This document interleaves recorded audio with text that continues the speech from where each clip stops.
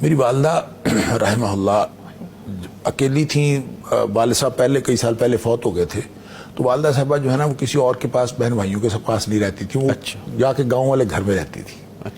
وہ کہتی تھی میں نے ادھر ہی رہنا ہے.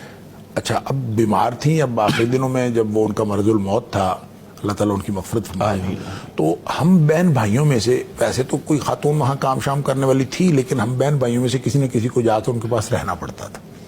ہاں, ہر شخص کی اپنی مصروفیت ہے اور ہر بندہ اپنے گھر میں مصروف. تو باری باری ہم کوشش کرتے تھے تھوڑا بہت جا کے ہم والدہ کے پاس رہتے تھے. کچھ دن رہتے تھے. ایک ہماری بہن ایسی ہیں کہ جس نے سب سے زیادہ وقت گزارا, اپنے بچوں کو چھوڑا انہوں نے, اور سب سے زیادہ وہ والدہ کے پاس رہی ماشاءاللہ. اور بس تھوڑی دن کے لیے ایک دو دن کے لیے گھر جاتی تھی, پھر واپس آ جاتی. سب سے زیادہ وقت دیا. شیخ میں ایک دن وہاں گیا ہوا تھا گاؤں میں, والدہ کے پاس تھا. تو فجر کی اذان سے ذرا پہلے مجھے خواب میں ایک عجیب منظر میں نے دیکھا. خیر اس کی لمبی تفسیر ہے, اس کا مختصر یہ ہے کہ ایک بڑا جہاز ہے, بہت بڑا, اور وہ لینڈنگ کر رہا ہے. ہم سارے دیکھ رہے ہیں کہ یہ جہاز لینڈنگ کر رہا ہے. تو اس میں جیسے لوگ حج کر کے واپس آ رہے ہوں یا کوئی اس طرح کی کیفیت. تو ہم کھڑے ہیں اور جہاز بھی عجیب ہے, وہ نیچے آتا ہے تو پھر ایک دم اوپر بلندیوں کو چلا جاتا, نظر ہی نہیں آتا. پھر خیر وہ نیچے اس کی لینڈنگ ہوتی ہے. ہم سارے اس کی لینڈنگ پر بھی حیران ہیں. خیر اس میں سے جب لوگ نکلتے ہیں نا, اس میں سے میری وہ بہن نکلتی ہے جس نے خدمت کی تھی والدہ کی. اچھا. تو وہ نکلتی ہیں تو میں ان سے پوچھتا ہوں خواب میں کہ آپ کہاں تھیں؟ کہتی میں حج کے لیے گئی ہوئی تھی, میں حج کر کے آئی ہوں.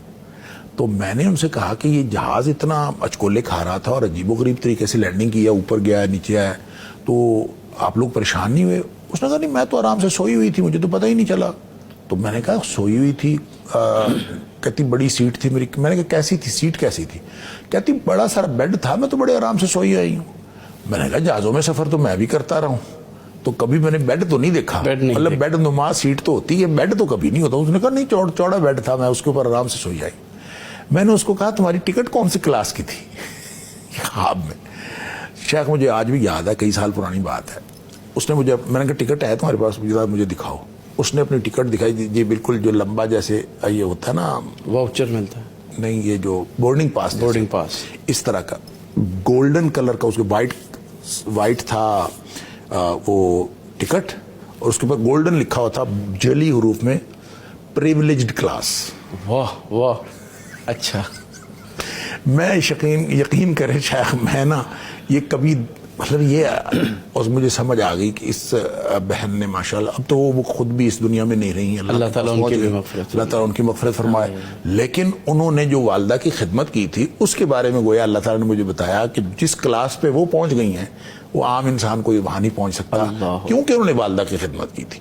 لہٰذا والدین کی خدمت جو ہے اس کی کوئی لمٹ نہیں ہے. میں جو اصل کہہ رہا تھا کہ اصل بات یہ ہے کہ اس میں کوئی لمٹ نہیں ہے, انسان سمجھتا ہے. اور یہ ولا تقل لہما اف, یہ اس بات کی دلیل ہے کہ والدین کے سامنے آپ کے پاس ادنا ترین ناگواری کا جیسچر دینے کا بھی کوئی استحقاق نہیں, سب کو سارا حق والدین. سبحان اللہ.